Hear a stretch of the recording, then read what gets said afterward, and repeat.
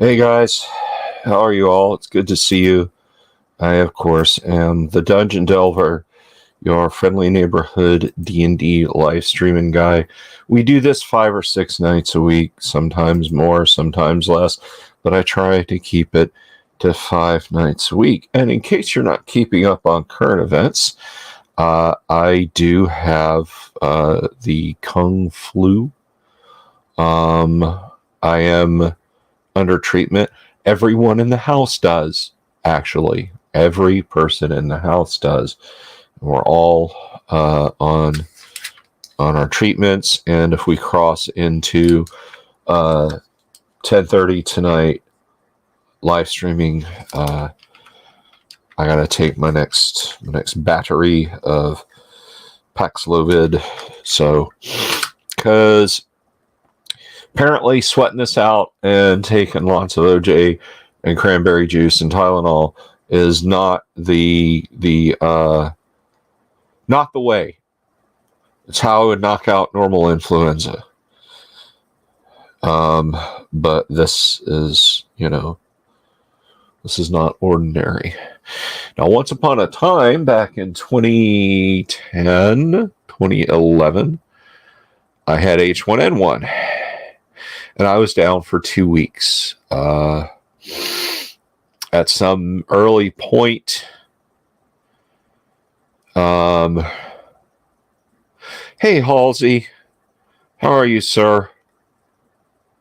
I'm glad you liked Hat. A lot of people have said it's pretty good. I may catch it on Amazon. I think there's like a special thing if you have Prime, you can rent it. I don't know. I'll have to maybe tomorrow during the day. But anyhow, greetings to all of you folks in the chat. I don't really have an agenda tonight. This would normally be where we would ramp up and start talking. Like I said last night, this would be where Kyle would take the wheel. But, a dad's got a dad. And that's very cool. So he'll be back to us in a couple of weeks, I guess. And I'm looking forward to that.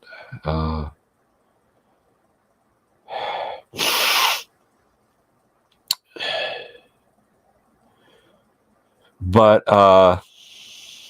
anyway.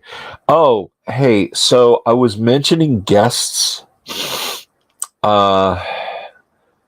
on the Discord. I was mentioning guests. So dig this. If you missed this very cool piece of news, I have some very cool news about guests. But before we get to that very cool news, guess what? Tonight's live stream, is brought to you by our friends at Hellebarde Games. Hellebarde Games makes the kind of adventures they'd like to play, whether it's for Castles and Crusades, 5e, or OSR. Old school rules are in play at the table, and you can find them on their website at hellebardegames.com or Drive-Thru RPG. And right now, they have got a 50% sale going on all of their 5th edition in-print product purchased directly from their website. So you've got over a dozen modules spanning lizard man-filled swamps or desert caravans filled with adventure. Use discount code 5EOOP at checkout to receive a 50% off on your purchase of 5th edition in print products. So,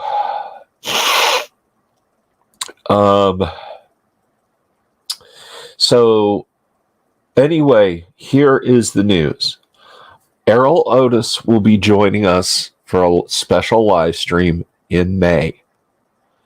The Errol Otis. That's right. So get your questions ready. What would you ask the man, the legend, And it's not just like, how long did it take you to paint the cover? Errol is a game designer. He has worked in the computer entertainment industry. He has worked for rock bands, the prog metal band, the Lord Weird Slow Fae. He's done covers for them. Before he worked at TSR, he was doing kind of, off the books, third party OD&D stuff. You don't want to miss the Errol Otis live stream. And I mean, you won't miss the video. The video will be up forever. But you don't want to miss your chance to talk to him, because Errol is legitimately a nice, mellow dude. And I've told this story, but if you haven't heard this story, you're probably one of the people who's heard this story if you're watching, if you're in the chat right now. But I'll tell you anyway, just because it's really cool. I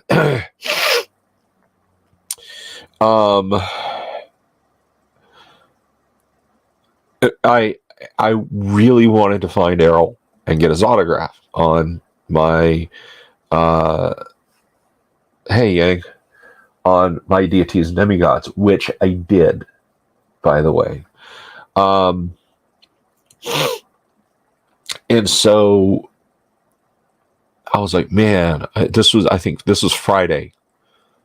Like 99% sure this was Friday, because the snow hadn't fallen yet.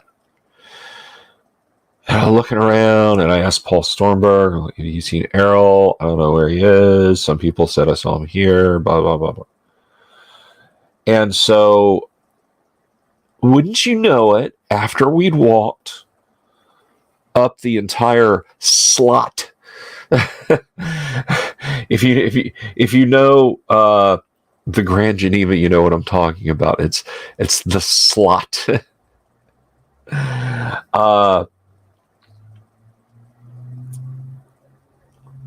We bump into him. And I said, hey, Mr. Otis, may I have your autograph, sir? And he stopped and he looked and he said, yes, absolutely. But let me ask you a favor. If it's not too much trouble, can you come and see me tomorrow for it? I'll be in the forum between between 3 and 4:30. But if you need it now, I'll be more than happy to do it for you now. But tomorrow would be better. And I was like, oh, of course.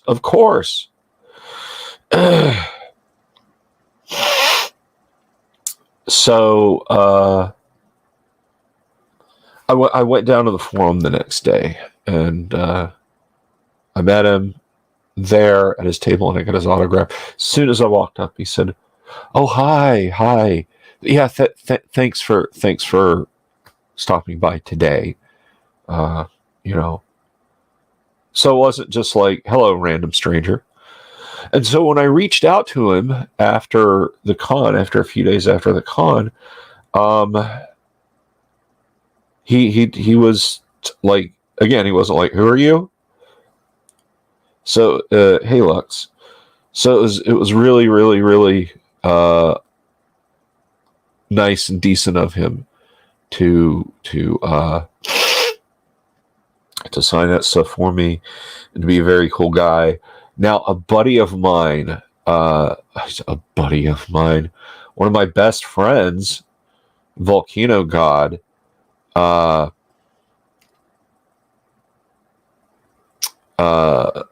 actually played in a D&D game in GaryCon 2019.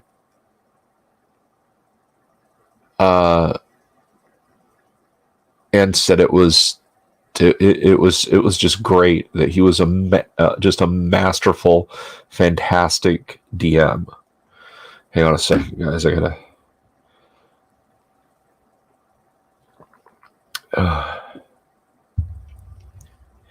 So So, yes, get your questions ready. Set your alarm, set your calendars.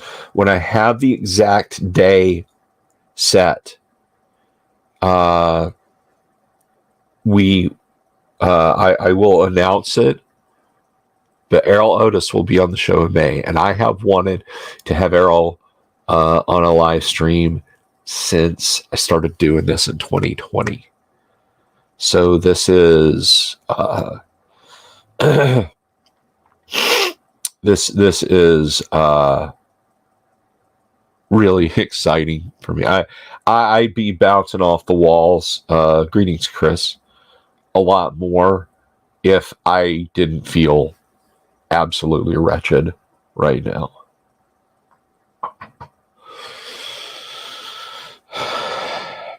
Yes, Amara, I do have a sense of taste. After we went to the pharmacy and picked up the medicines for everyone, I got mine first at 10 this morning because day before yesterday, was it day before yesterday or was it early yesterday? I don't remember.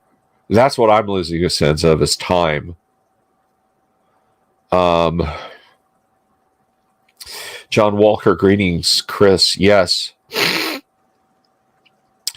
But anyway, so we got a Walgreens where they have the Paxlovid, and right next to it's a Sonic. I haven't had Sonic tater tots in an ocean water in a geological epoch. Like South America and Africa were still stuck together the last time I had those. So I pulled right out of there and into the Sonic drive-through, and I was like, I want some tater tots in the ocean water. You want some tater tots, hon? Because my wife was with me. She's like, yeah. So we both got large tots, and I got an ocean water, and I did and could taste those just fine. Right now, all I have is a foul, sick taste in my mouth. You know, that the flu taste. You know what I'm talking about. I am taking it easy, John.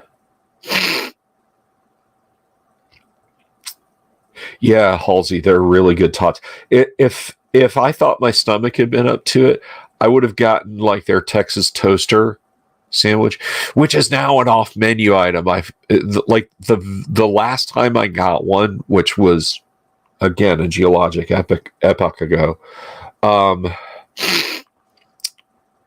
Yep, King, you know what I'm talking about. I was like, oh, you guys used to have this thing called the Texas toaster. She's like, well, what's on it? Like, well, you know, it's Texas toast bread, and it's a cheeseburger and an onion ring and tomato and barbecue sauce. And she's like, oh yeah, we still do that. You just have to ask for it. Like, we don't keep it on the menu, but we'll still make them if you want one. So the secret menu of Sonic. But I didn't get one this time. Just the tots in the ocean water. The commercials are ridiculous. I'll tell you that this is just pointless trivia. Well, the first part is not pointless trivia. The first part is magnificent. If you have never seen the film Fandango, it's like a 1982 movie set in 1970, and it's a coming-of-age movie that has Kevin Costner, Judd Nelson, almost said Judd Hirsch, Judd Nelson, Timothy Bottom's in it. No, I think he's a little old at that point. I can't remember, but you'll have to. Marvin J. McIntyre's in it. Has a great supporting role in it.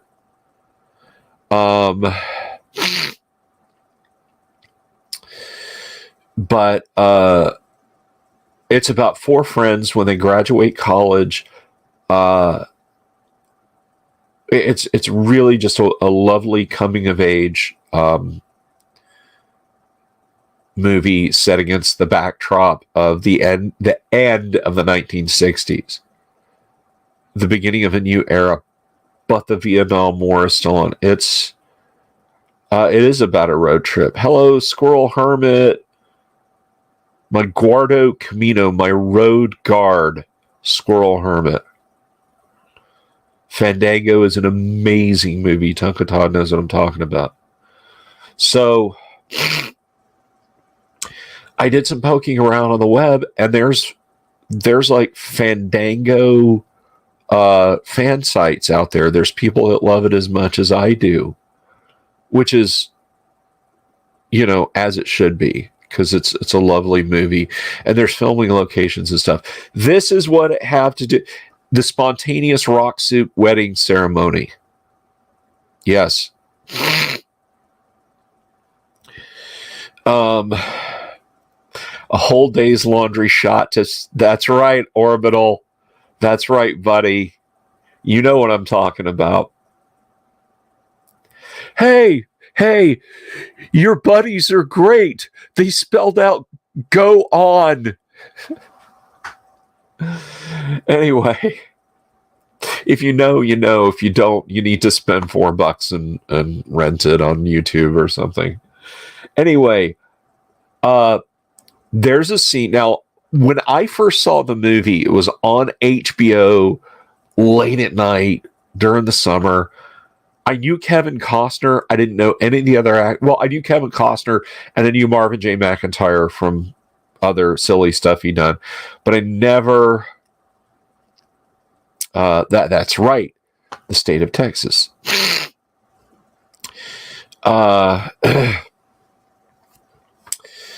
Anyway, so...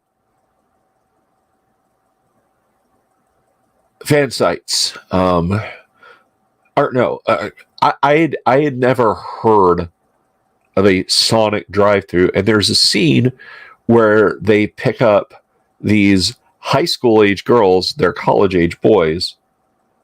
So it's little Skeevy working at the Sonic drive-through in this just microscopic dot on the map town between them and their goal, which I'm not going to spoil for you.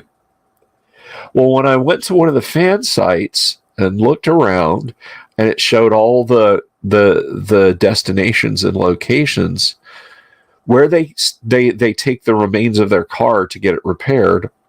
Again, you'll have to watch the movie. Right across the street is where they filmed the scenes at the Sonic. And the Sonic is still there. It's rebuilt. It looks like a modern Sonic would. But I just thought that was neat. I'm sorry there's not some punchline or anything, but I just thought it was cool.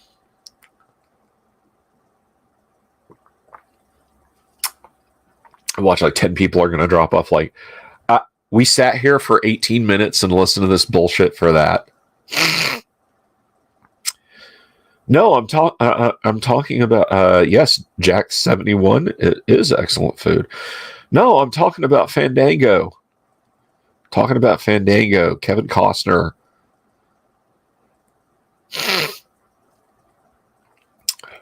That wedding scene at the end, that is so magnificent.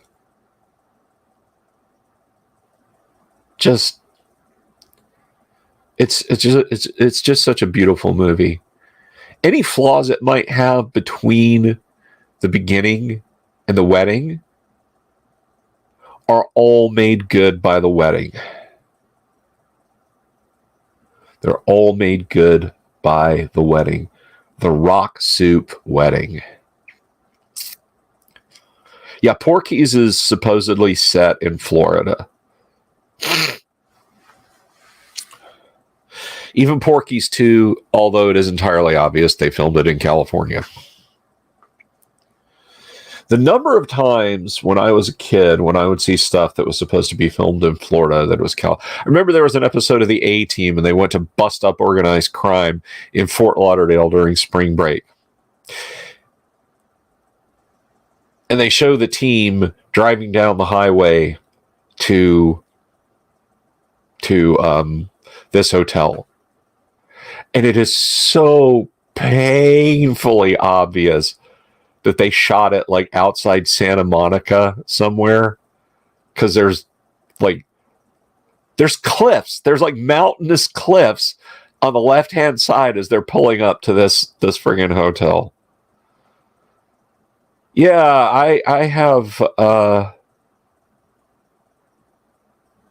Pee-wee, that's right.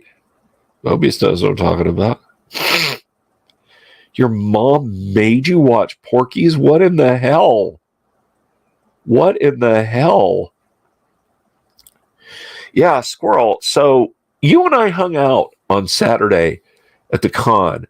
How are you feeling physically? Because I have COVID. I have coronavirus.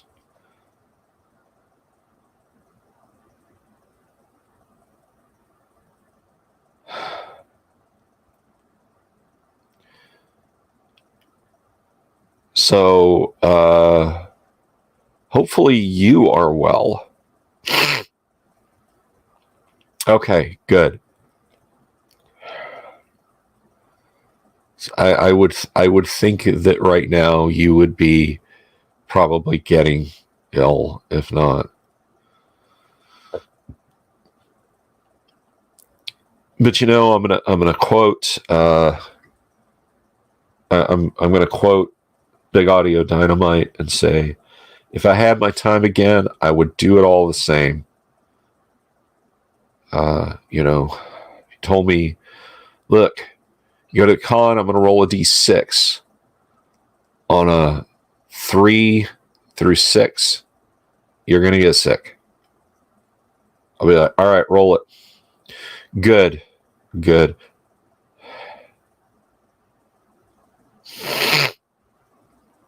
Anyway, so that's my Sonic drive-through story.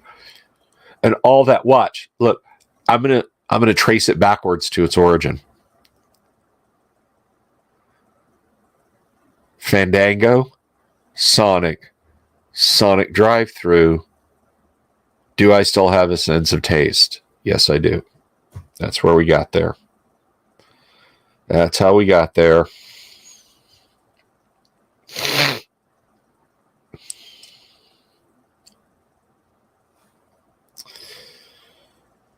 Marvel put Valhalla over Oklahoma. They drew it as a desert. Yeah.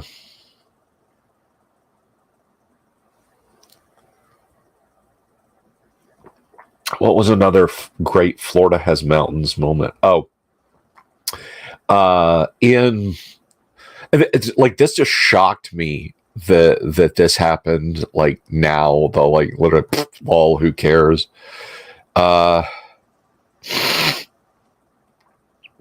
It's possible, Chris. It's possible.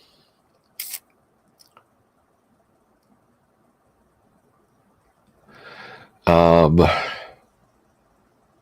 Bad was nowhere as good as Clash, but Bad was fun.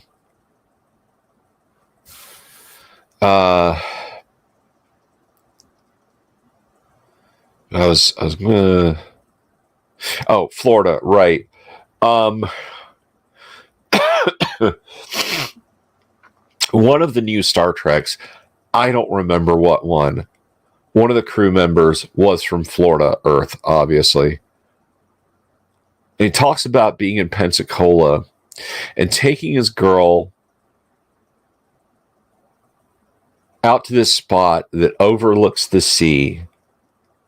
And he was saying yada yada, something about like sitting up there on the cliffs, overlooking the dunes and the sea. And I'm like, there are no cliffs in Florida. Unless you're talking about a guy named Clifford.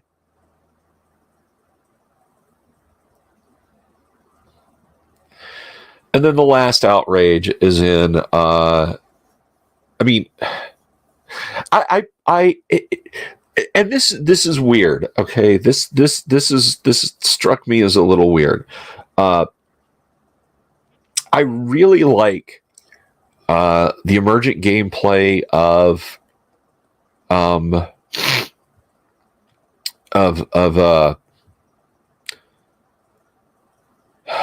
what is it? Ubisoft game. It's based on Far Cry 5. I played the thing to death. Why am I going blank? Far Cry New Dawn. Far Cry New Dawn.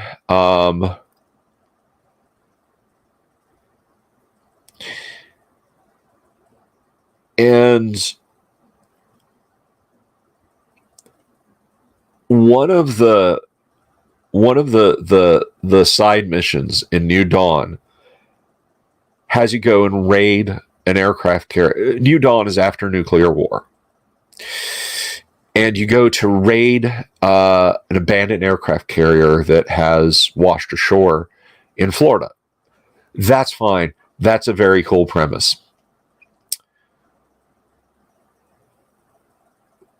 The ship is butted up against a mountainous cliffside, and this is in Florida.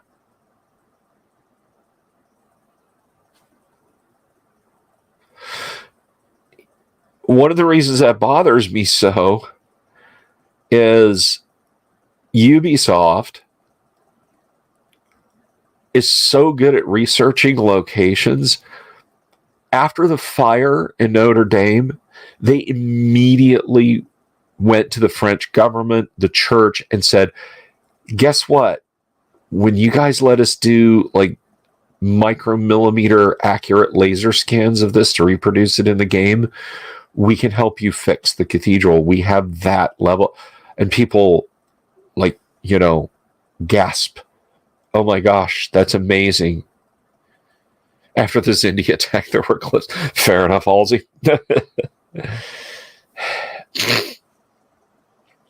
So Ubisoft, they laser scan old ships. They do 16K digital photography to get cloth patterns right, et cetera, et cetera, et cetera. You couldn't get basic geography right. I mean, if you had just said the aircraft carrier is on the West Coast, which, by the way, is closer to Montana where the game takes place. The bush pilot who takes you to all these missions flies a Bell Jet Ranger on reconstituted fuel, I might add, which means the fuel efficiency is going to be in the toilet. So unless he knows a lot of people who are willing to give him tanks of fuel from Montana to the nearest possible location that could have been in Florida, I think I calculated out is like 1,800 miles. One way, that's 6 fuel stops.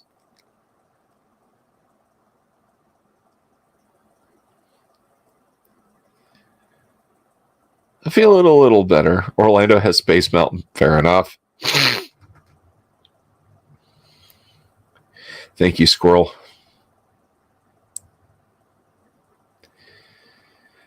So, yeah. Even setting aside the fuel, guys, you couldn't have literally just said, oh, mon ami, the wreck is off the coast of Oregon. And then your map makes sense.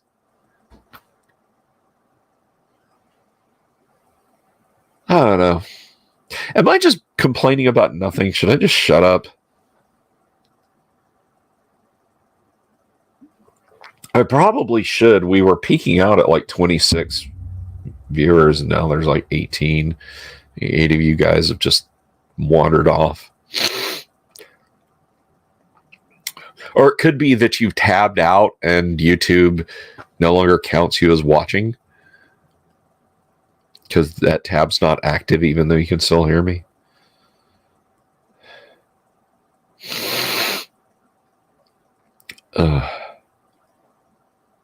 Yeah, you didn't know that about Ubisoft. This is actually really amazing, and I love them for it. Let me see.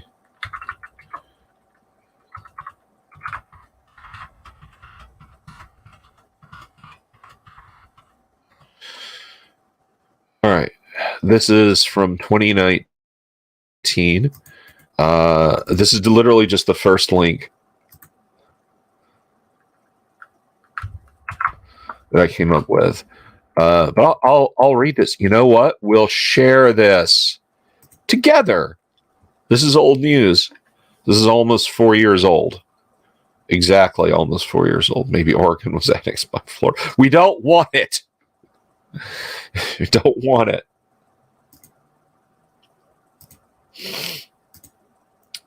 Let's look at this together, because this is really good.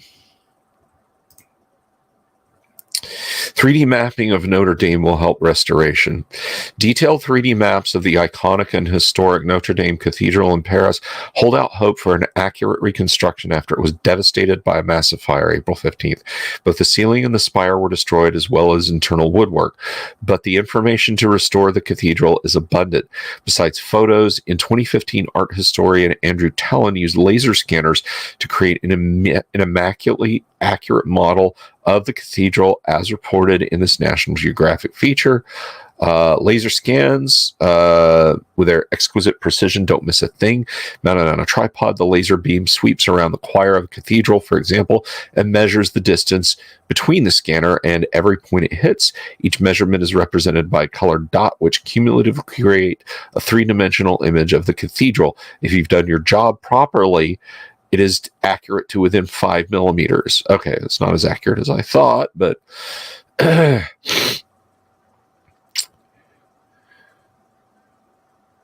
another source comes from a video game company. Immaculate models of the cathedral were collected for the creation of the best-selling Assassin's Creed Unity, where the hero player is able to climb both outside and inside of the massive edifice. An artist for the Ubisoft game, Caroline Mills. I'm sorry, I don't speak French. Take care, John Walker. Hail to you and your household. In the case of Notre Dame, easily the biggest structure in the game, it meant recreating a version of that cathedral that didn't actually exist at the time.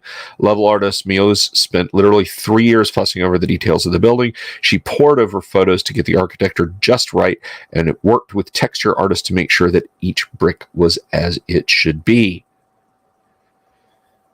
Hello, RPG Grandma.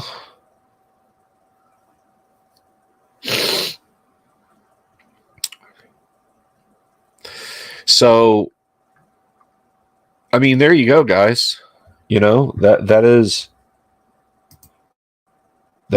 some amazing news, and I think it's I think it's a wonderful thing that they did. It doesn't really undo what Ubisoft does as a company. Otherwise, they're terrible. That is correct. It is about 3/16. Yeah, and literally what you're getting from the aircraft carrier, the U.S. Navy aircraft carrier, keep that in mind, called the HMS, which means His or Her Majesty's ship, Macubre, which is a Canadian name. And the F-35s still scattered about the hangar deck, and a few on the actual deck itself. Why they would have been there after the ship collided with the shore and listed over, I don't know. All have U.S. Air Force livery on them. And yet, I'm willing to forgive all that. The aftermath of a nuclear exchange, there's a lot of chaos. The ship literally could have said, look, I mean, let's assume it's a through-deck cruiser owned by Canada and whatever weird alternate universe this takes place in. And the Canadians are like, you know, the government in Ottawa has been utterly destroyed, and our orders of last resort were to join the U.S. Navy. Awesome. And they were operating, say, Harriers. And whatever base the USAF F-35s were based out of ceased to exist. So we land those there. That is less annoying to me than the cliffs in Florida thing with it. But the treasure that you're questing for in all of those missions are little duffel bags. It's a capture the flag versus bots is what it is, like a one-way capture the flag versus bots. Yeah, I mean it could happen. Hey, to me, a lot more interesting is like somewhere down in Utah, the wreckage of the ISS, like it deorbited over a relatively small field in Utah. A lot of verticality in that map, and you can run about picking up supplies until you get to the actual goal, and then get back to the chopper. It's a lot more plausible. The run that has you go down to Alcatraz, there's an Alcatraz island map that is super cool. Again, I'm just trying to put aside the whole logistical tail, 330 mile range one way for Bell Jet Ranger, assuming maximum fuel efficiency.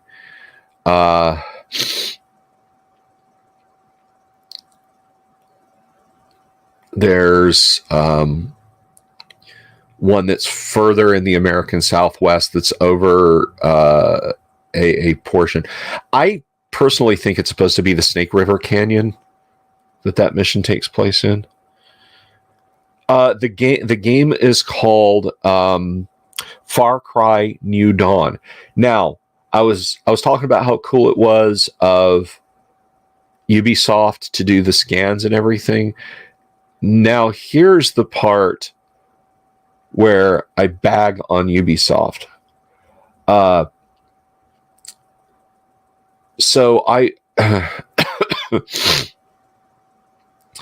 I like the Far Cry games. I love open world games. I love I love crafting and looting games. Ubisoft does not allow any modding of any kind other than very slight character modding. Which sucks, because if you could add a few gameplay modes to Far Cry New Dawn, it would really kick ass. One mod that somebody did make, I love the Fallout games, Amerifatti. I love the Fallout games. But anyway, one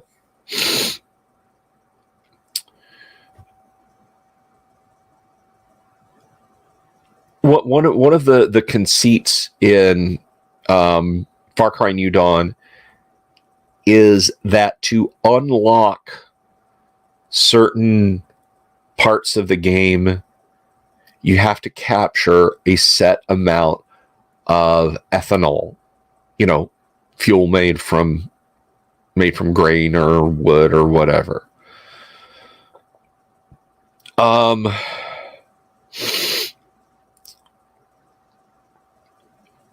You're not wrong, Unicycle. Fallout 4 is a marvelous game. Anyway, after you have completed all of the like the main story mission, all the side missions, unlocked all the NPCs that can assist you in missions, unlocked all the vehicles, done all of the off-map missions, the ones I was telling you about, the trips to Florida, to the American Southwest, to the American Southeast, and so on and etc., and unlocked all the uniforms and weapons. Take care, Amara. We'll see you. Be well. Stay healthy. Take your vitamins. The game pretty much falls into, I just want to run around and gun stuff down, and I have the most powerful silenced weapons and the best sidekick and the best vehicles, and I can do whatever. I can hijack trucks using the ad hoc helicopter gunship that they gave me. you can do things where you can reset all the settlements so that they're back in possession of the of the bad guys, and then go liberate all of them. But it doesn't really change anything at that point. It's just, I'm just going to boot up Doom and shoot stuff. But someone added a little element, a little mod to the game, and I thought, how brilliant if they had just taken that a little bit further. And it is that you have this indicator up on the screen that shows how much ethanol you've gotten, and it's meaningless after a certain point.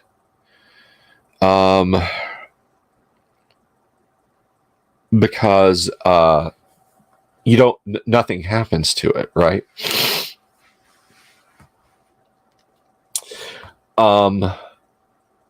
The mod that this person made uses fuel as you drive back and forth across the map in a vehicle. If you want to drive a vehicle, like a quad bike, doesn't take much.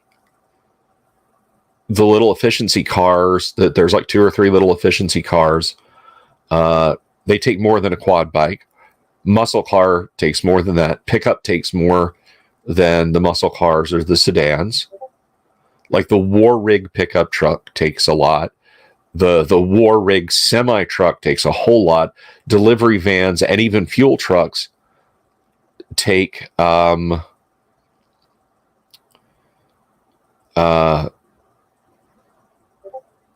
take a lot. Hang on, somebody's pinging me.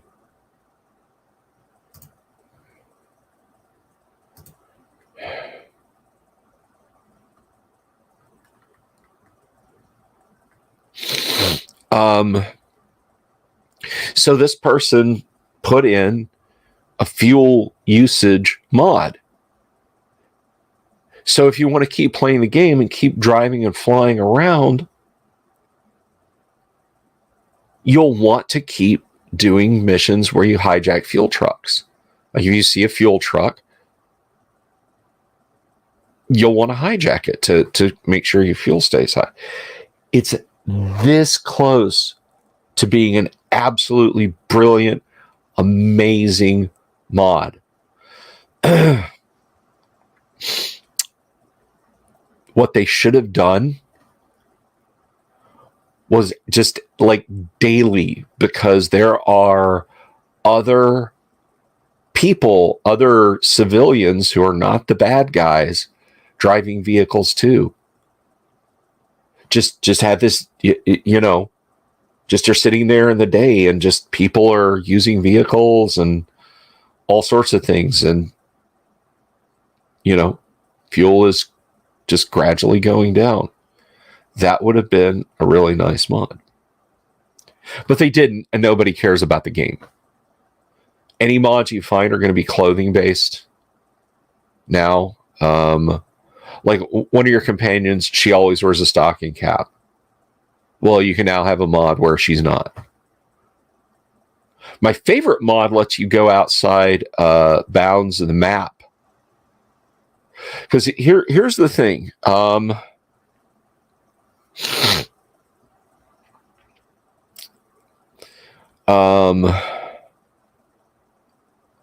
we'll see you, Todd.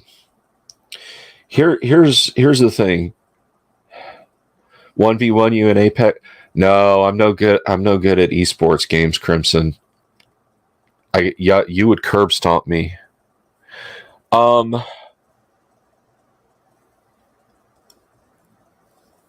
But just regarding like Fallout 4 and whatnot, like the first Far Cry game I got was 3. And I bought it like a year, 18 months after it came out. So I was like, wow, that looks really pretty. And I went online and looked at the gameplay on screen and I was like, this is gorgeous.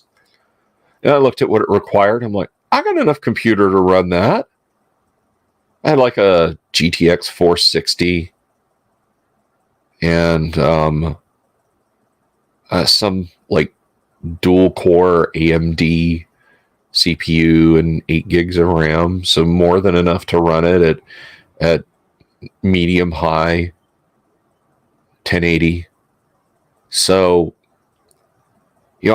I played it and I loved it, but I paid like $4 for it on Steam. I just gobbled up all of the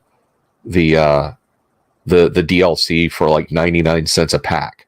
And then I did the same thing with Far Cry 4 when it came out. Now, Far Cry 5, my daughter bought me as a Christmas gift because she knows how much I love the Far Cry games. And same with New Dawn. She got me those on a bundle. Fallout 4, what? Fallout 4 came out, like 10 years ago? Hang on a second.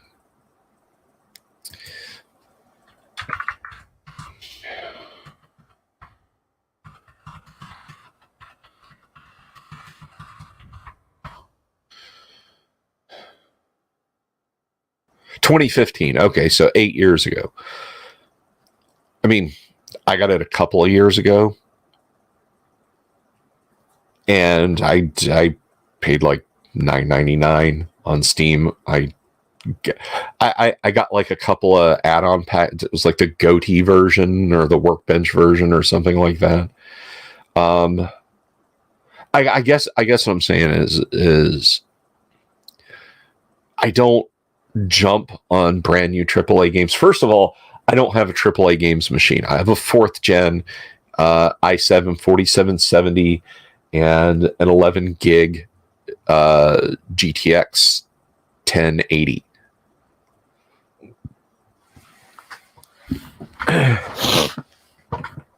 So, it's not like a top of the line primo rig.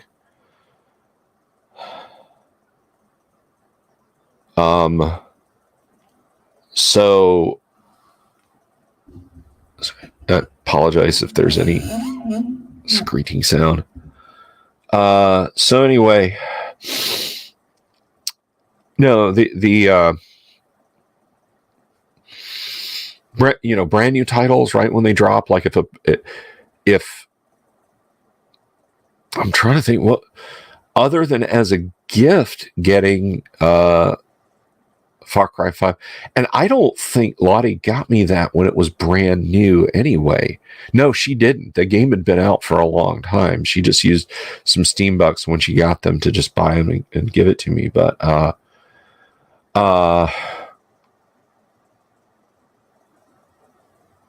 yeah, no kidding. And NVIDIA basically just did this to anyone who want, like, I think the middle finger flip from NVIDIA. So this is just conspiracy theory time, okay?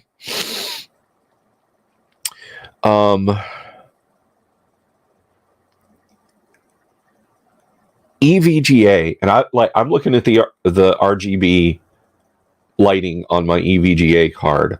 Don't worry, I don't have it like strobing like the front of a Japanese semi-rig. It's just very tasteful, blue-white, steady-on lighting. I have turned off those features. But looking at the logo on my EVGA 1080, which was given to me, by the way, thank you very much to the person who donated that to me.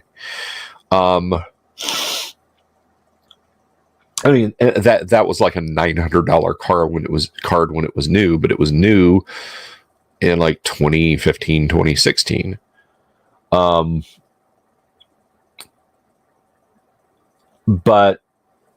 EVGA knew how to make good budget NVIDIA cards. And they didn't charge an arm and a leg. NVIDIA was the Palette of North America. If you guys know Palette, P-A-L-I-T, video cards.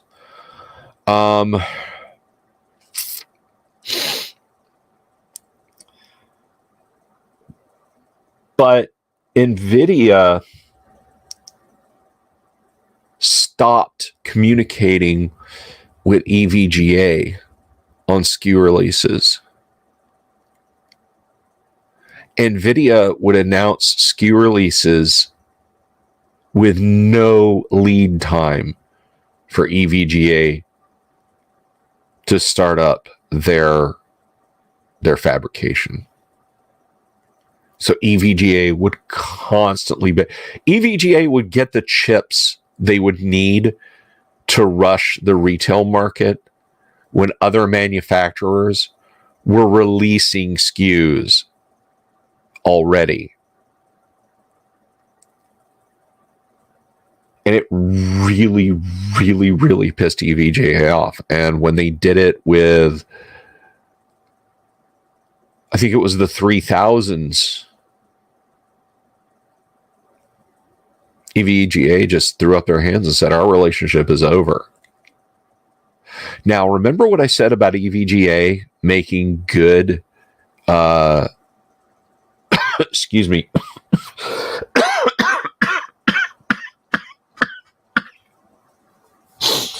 I don't have much of a cough, but when it kicks in, it hurts.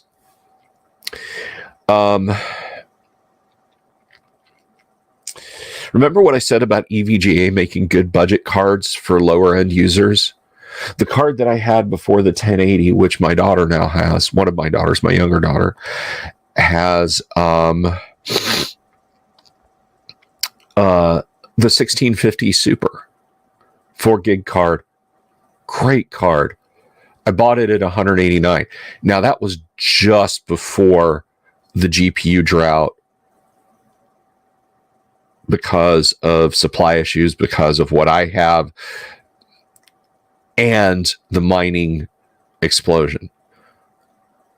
So like 1 year after I bought that card was going for $500. I'm not kidding you. If you dig back through Internet Archives in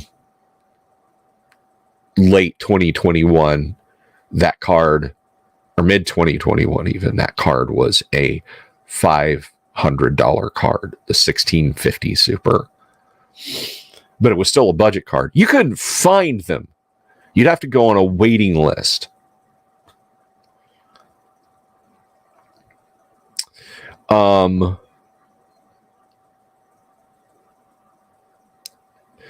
But EVGA has basically, like, the last budget SKU, or the last budget chip that EVGA released was actually a worse cut down version of the 1600, which I'm going to address that in a minute. The 1630, which has even fewer pipes, even narrower bandwidth. So this is when I got my education about NVIDIA and the games that they've been playing since they left. Well, I don't want to imply that NVIDIA's hands were clean up to this point, because they weren't. Because you know how Intel did their, it's a 386SX. Well, no, a 386SX was a 286 with some 386 extensions thrown in it for fabs that hadn't shifted over anyway.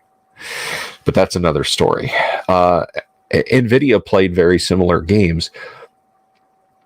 But when the 9000, oh gosh, you guys seriously don't care about this. We're at like 21 on the channel a few minutes ago, and I was like 14. Anyway, when NVIDIA released the 200 series, like the 200 series was a beast of a card. It was like the 280 or 285. The thing was like this long and that thick. Took 8 4-pin Molex connectors or something like that. It's just an amazing card. And there's like, you can still find in the dark corners of YouTube, you can still find videos of people like forcing that thing to run AAA titles. Like, yeah, we're gonna put on FSR and crank it down to 980 and lowest possible detail, but guess what? We can still run Grand Theft Auto at 65 frames a second, you know? Jimmy, I'm kidding. I'm kidding. It's fine.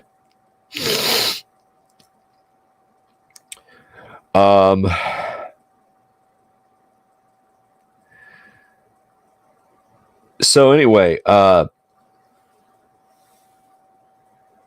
so the 200 series, and they were commensurately more expensive than the 9000 series.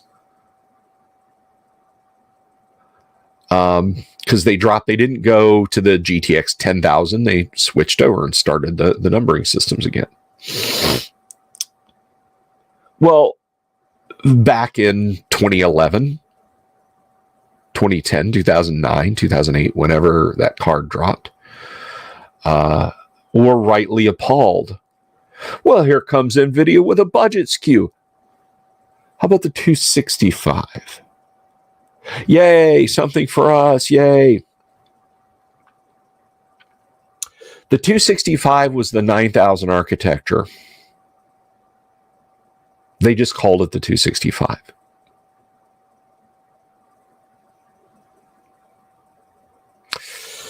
And they have played this game all along. During the height of this, before this struck, the budget video YouTubers, and I have a confession to make. Before the channel was really starting to pick up in 2018, I thought about splintering off the RPG stuff and moving into budget gaming PC builds.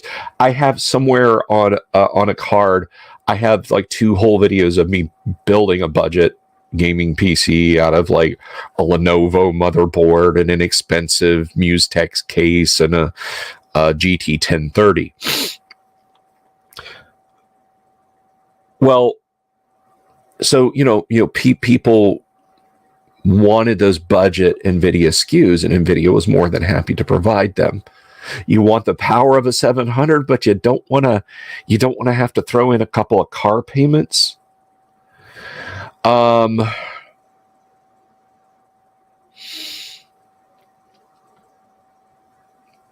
that's fine. Here's the 730.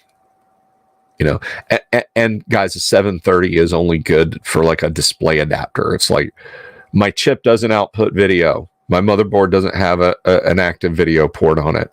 Here's the 730. It's got a gig of VRAM. Enjoy. You're not supposed to game on it. But the 1030, the 1030, woohoo, 1030.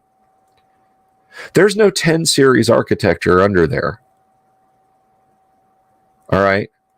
It's about on par with a 750.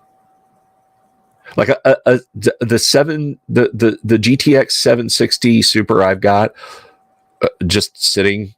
It's not just sitting. It's in my older daughter's computer, but she doesn't play computer games right now. Will run rings around the 1030s that I got the girls, as I found out to my chagrin. And when I really started to dig into it, I'm like, you guys don't release budget stuff at all. You just re-release old stuff, slap your new architecture. I am astounded. I'm going to be honest with you. I am completely astounded that the 1650 and 1660 cards, they didn't call them 2030s.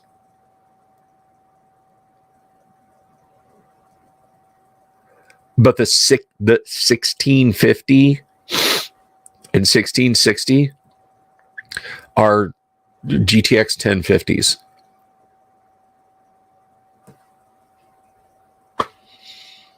That's it. They're just GTX 1050s as far as in everything but name. And that my 1080 Ti Super will outperform my 1650 is part of the proof.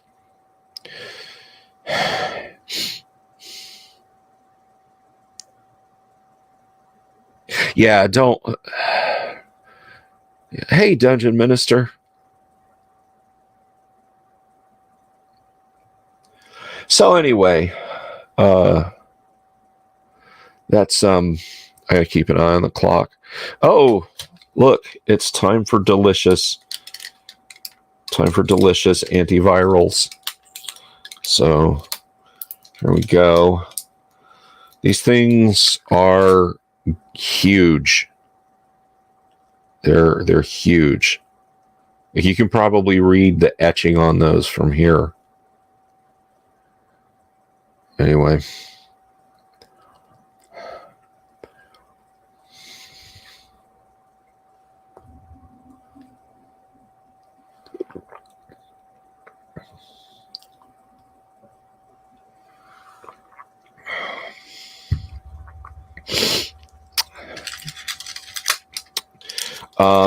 But NVIDIA finally came out and just flatly said, just straight up, we're not interested in budget anymore. We're not doing budget anymore.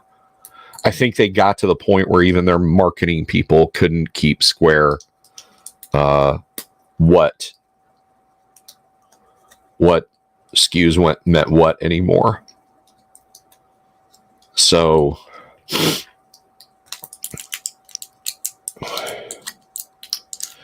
they're you know, because people have sussed to their BS. First of all, people have sussed to their BS, and second of all, they don't care if you don't have money. They're a company. They're an American-owned, Taiwan-based company that doesn't care if you suffer or, for entertainment.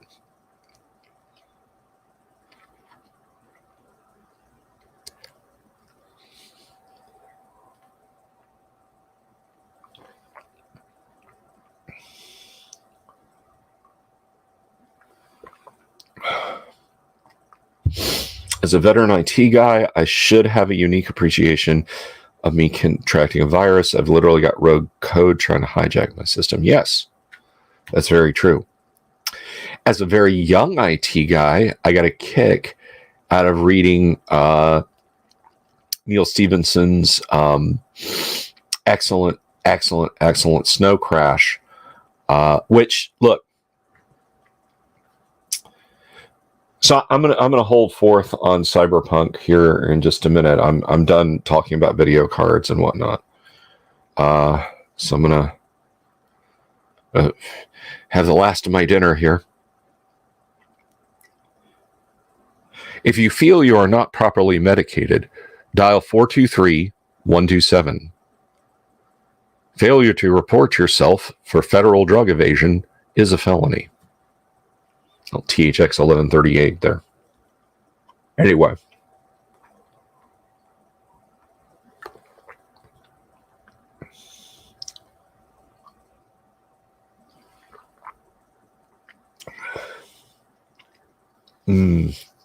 Yum.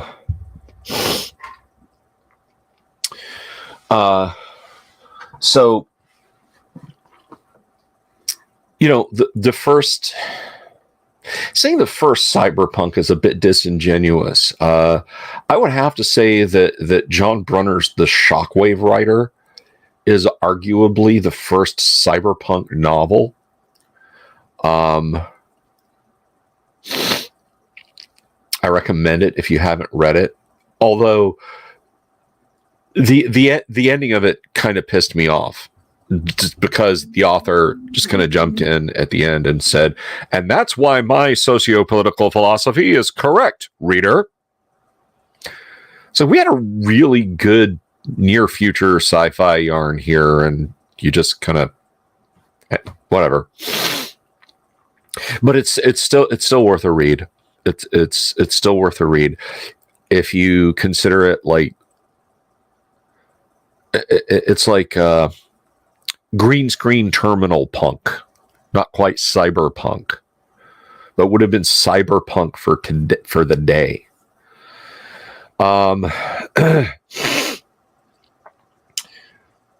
But when we moved into cyberpunk as a literary genre, I think it went through two transformations. And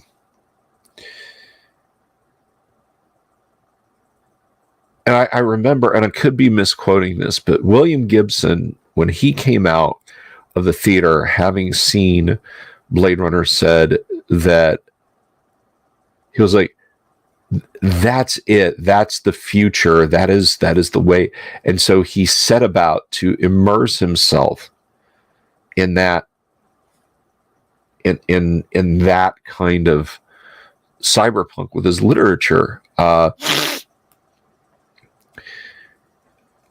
And the world, the Sprawl trilogy, which includes Burning Chrome. People say the Sprawl trilogy, but Burning Chrome is vital to the Sprawl trilogy. It lays the foundation.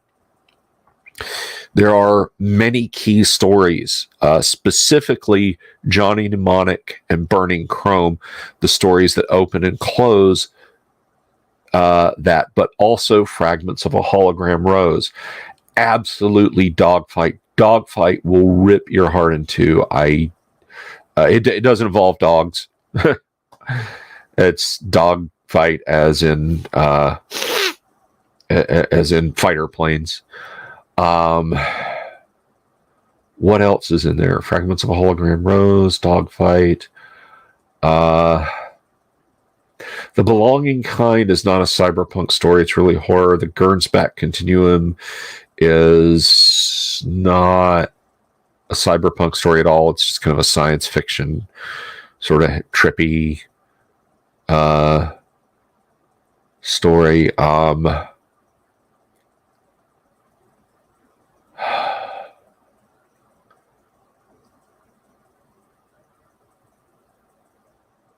There's one about astronauts who accidentally fall into hyperspace and they come back with these magnificent cures, but completely mind wiped.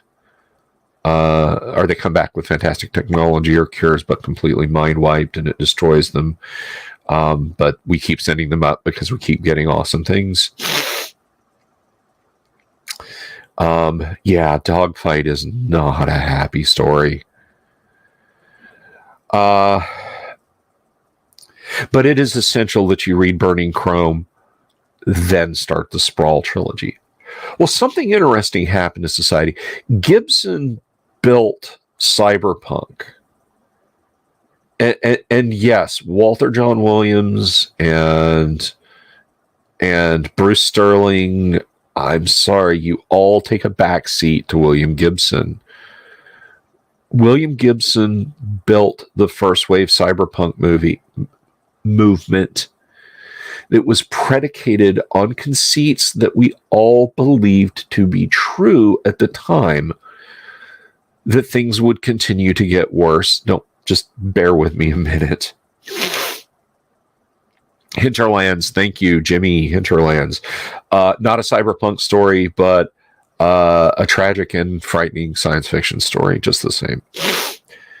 That things would continue to get worse in the world, that we would slip further into corporate oligarchy, that the United States, that the Soviet Union would never go away, and the United States and USSR would eventually fight a limited global war that for a few weeks that would leave the United States no longer as a global hyperpower, but still strong.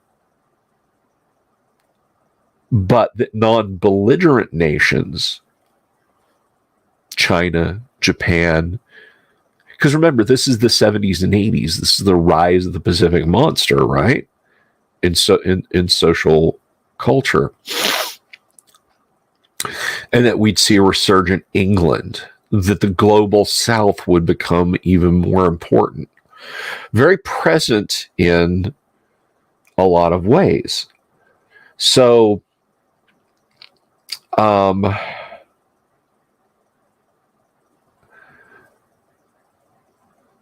you know, the opening bit of text in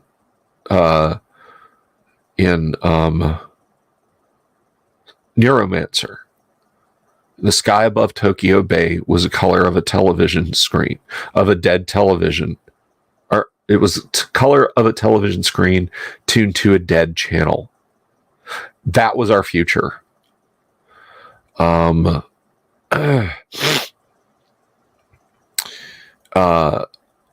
eastern seaboard of the United States would have to be domed in. It's called the BAMA, the Boston Atlanta Metropolitan Axis.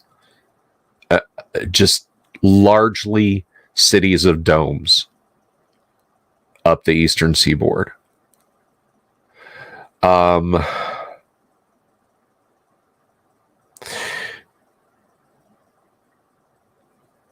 then something strange happened. The world didn't end in the late 1980s. The USSR just kind of went out of business. The street finds its own uses for things, but things were just handed over to the street. Suddenly, the trillions of dollars in technology we invented to one-up the Soviets, we didn't really have a use for anymore and a reason to keep secret anymore.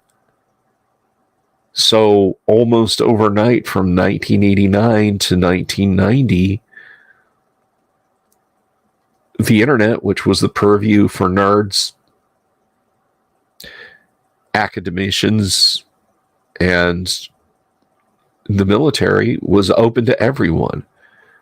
And early e-commerce started taking off. It felt like things were going to be okay. And Gibson's second wave of cyberpunk began. Now he got generation gapped, if you will, by Neil Stephenson. Gibson had looked at the grimdark remnants of the American zeitgeist and Gestalt after Watergate, and just kind of extrapolated upwards and outwards, and we got the Sprawl trilogy. Hey, Wordstone, you want me to be on Instagram? I don't know the first thing about Instagram. What do you think, chat? Should I start an Instagram?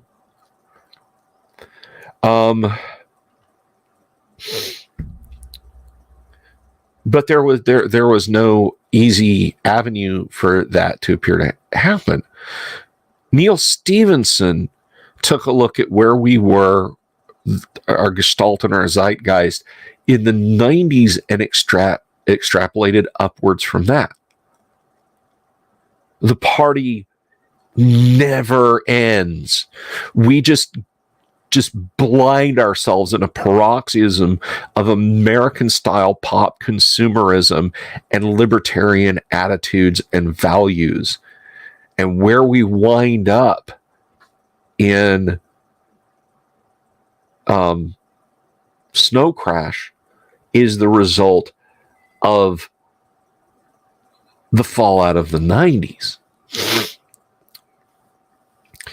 Now, Gibson, I'm on Twitter. My cosplay bits. I don't have any cosplay. I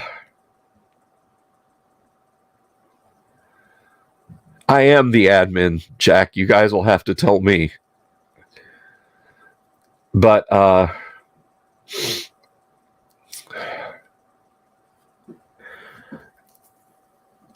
so Gibson wrote a new cyberpunk trilogy, the Sprawl trilogy, or the Bridge trilogy, set on the West Coast almost exclusively. And again, he starts with the Clinton years, the post-war years, a world of optimism, of parties, and yes, it's got its seamy underbelly, but it was a bright, clean, neon-colored, pop music infused cyberpunk. No more Front 242 and KMFDM and Acid Rain and black trench coats and burned out Metro Holographics logo and cyber enhanced assassins with 45 caliber machine guns embedded in their skulls. It was, it was different. And if you've read the two, you know how different they are. I get people pinging me, come back to MeWe, man. That's the OSR is on MeWe. I'm like, really? That's nice. Anyway, so that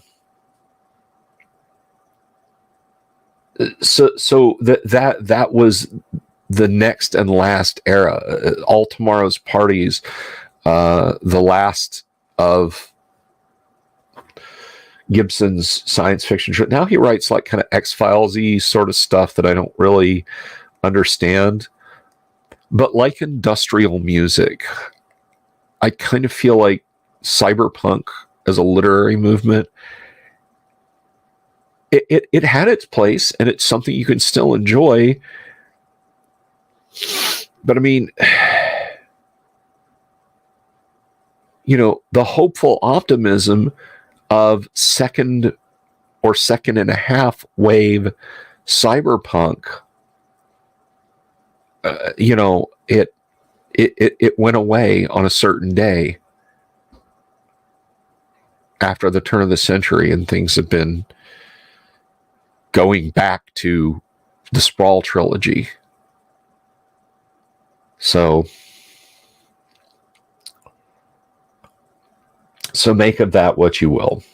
But that's how I feel about it. Now, Cyberpunk, the role-playing game, first of all, Mike Pondsmith's a phenomenal dude. And that, like, does anybody know if Mike was at GaryCon? I thought I heard somebody say Mike was at GaryCon. It's not a paper I wrote a year ago, Jack. But if Mike was at GaryCon and I missed the chance to walk up and meet him, well, first of all, maybe I missed the chance to give him this. But on the other hand, if I couldn't at least say hi to the guy, Mike Pondsmith is a gift to the role-playing game industry. Now, has he made some missteps? Absolutely. Has he stuck to his vision and never let somebody wrest control from it? Absolutely. There's stuff I don't like about Cyberpunk. Like I don't dig on humanity cost, right?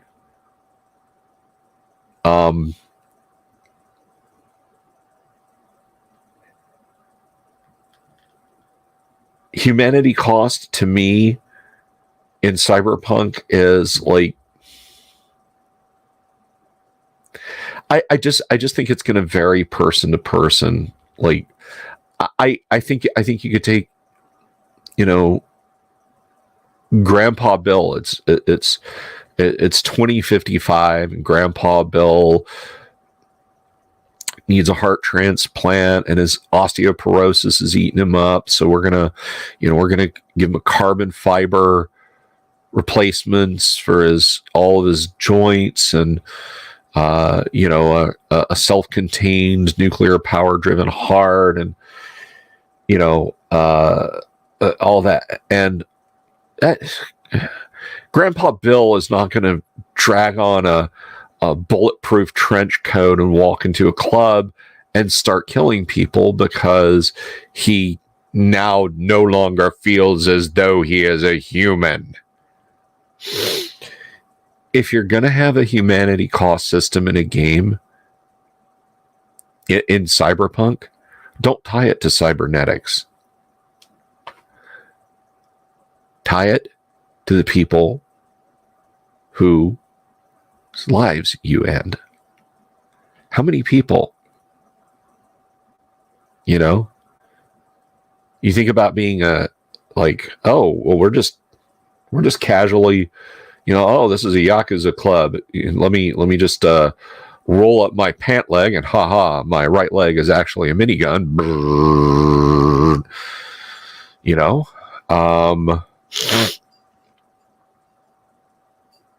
That is what should cost you humanity. Not that you may have, lost your eyes to a degenerative macular disease, and you got a new pair of Zeiss Icon replacements. As soon as you turned 19, your parents gave you the gift of sight back. That does not make you some cold, emotionless death dealer. What do I think of? Okay, never played BESM. Mecton Zeta. Okay, so I know it's very easy to say, hey, Bill, old man yells at cloud, right? But I honestly think that Mecton 2 plus MTS was better than Mecton Zeta. The Let's Active system, I tried so hard, it almost drove me to tears to understand the gosh darned combat rules for Zeta with the Let's Active and yada yada yada. It was so much simpler in 2 and MTS. So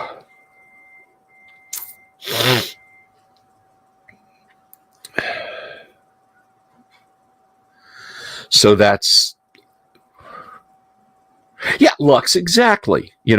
I've had LASIK. I don't feel like some kind of a, like, I can see more clearly now, you puny flesh thing. That's, I know, Lexi. It's my co-producer. You better not stop being a human.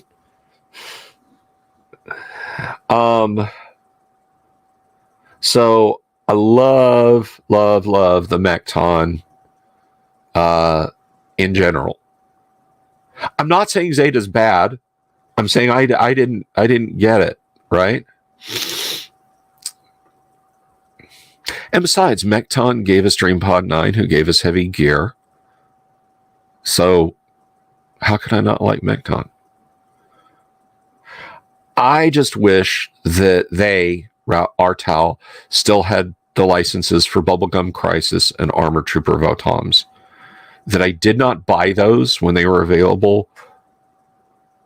It bothers me. I wish I had those. And I feel like there was a third one too. There was like a third great anime license that they had. Not like you could emulate these systems, but like there was an actual fairly popular OVA based animation series that they had the license for. I know you want this chair back. This is the chair I dragged out of my den so that the other night the Mrs. the Dungeon Delver could sit with us. And I've left it out here because I don't have the strength to pick a 15-pound chair up over my head so I can easily maneuver it out of my office. And when my big butt isn't parked in it, look at this. Oh my gosh. She is the tabbiest of she's a labby.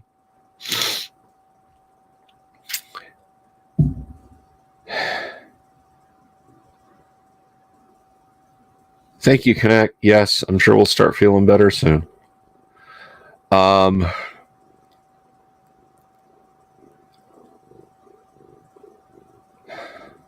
you guys hear that purring? Is it too soft? If I move the mic over to her, she might freak out and jump. I don't want her to. Anyway, Esoteric Order of Nerdity. Hello.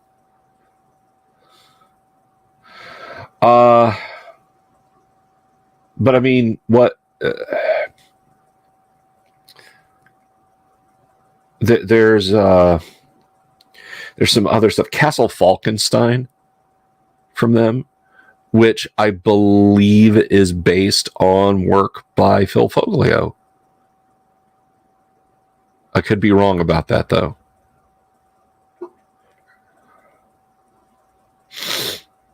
All right, Jimmy, that's good to know. She's gone away though now. She's gonna wait till I move. But anyway, she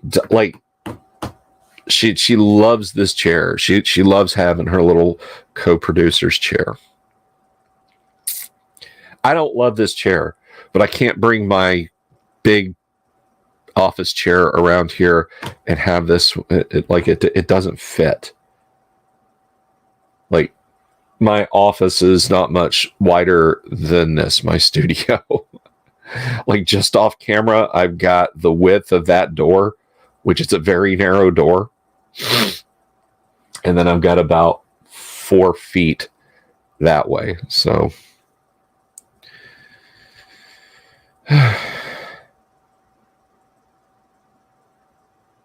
thank you, Dungeon Minister.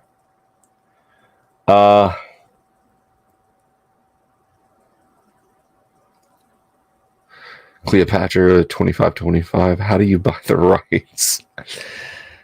Oh, so was there or was there not this crazy time from the late 90s to the early mid 2000s when it seemed like there was an RPG for everything? There was an Army of Darkness role-playing game. But there was a long period of RPG licenses when it was just like companies just didn't care. Like, Leading Edge got Aliens, and 20th Century Fox was like, role-playing, whatever. And, of course, Star Wars. Sherlock was, oh, well, sure, you can do that. You can have that. And, WEG had Star Wars, and just like a role-playing, Ghostbusters, also WEG. But it was nuts. The number of companies that were just like, yeah, just take this.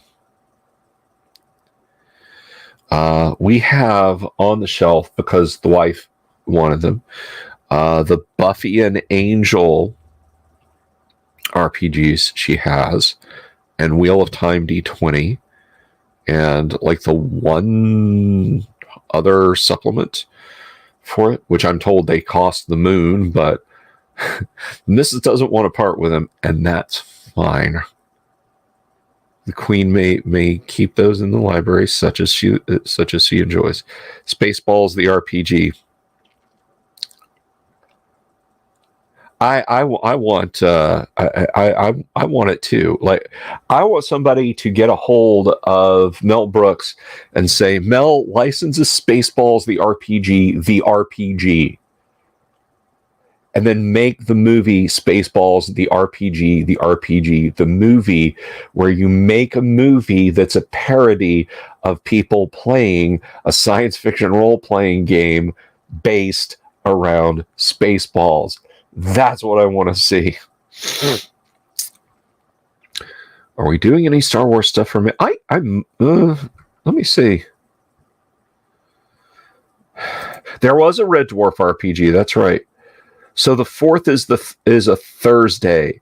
If I don't have a guest, I could suppose so. Anybody know if George Lucas is free?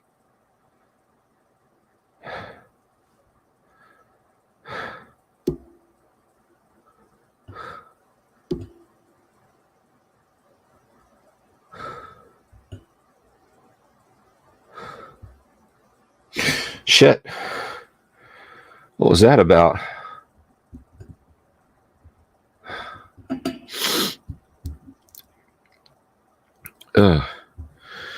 Man, maybe I should wrap up in a few minutes. I just closed my eyes for a second there. Yeah, I want to hear about that Monty Python RPG. That deserves a look. I just needed a minute, I guess, Jimmy, and I closed my eyes for a second, and it took me just a second. If I'm being honest, I'm starting to kind of run out of energy. I might have wrapped up an hour ago, or half an hour ago.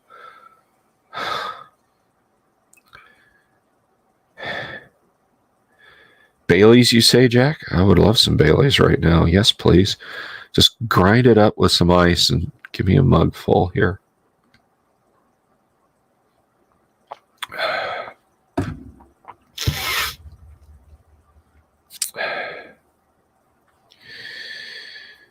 Well, it's a lot of fun having you here, Esoteric.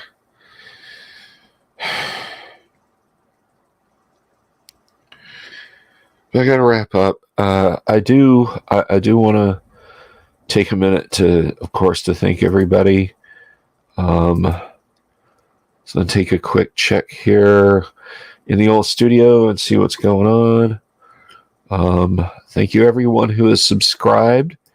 We are currently at 4357, just a shade shy of 4360 on the old sub count there. But I appreciate every one of you, even if there was just one of you. But I do. I appreciate it. I love you guys. But I literally just hit empty. I just hit empty, guys. Like the video. If you like the video, leave a comment down below. If you're not already, please do consider clicking that subscribe button and the bell icon for notifications. You can support us on Subscribestar at the-Delvers-Dungeon, or you can support us on Patreon at the Delvers Dungeon, or you can buy me a coffee at buymeacoffee.com, bsylvie, if you care to support us that way. But the best thing you can do, of course, is subscribe to the channel, and I do appreciate it. So,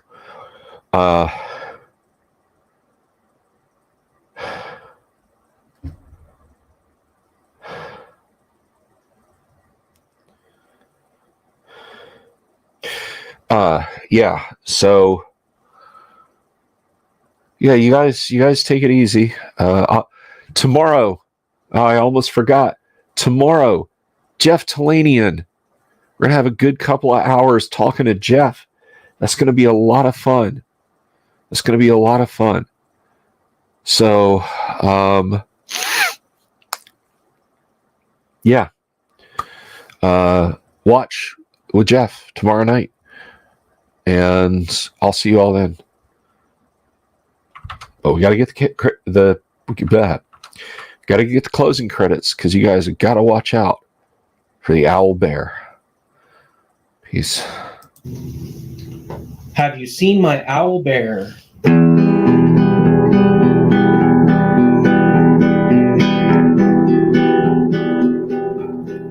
Here's to all the weirdos everywhere, in the woods and in the air. Have you seen my owl bear?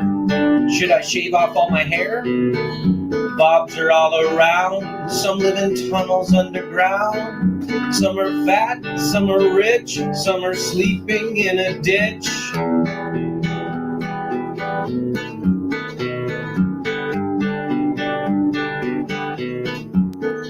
Can you ride a crooked horse without a saddle, way off course?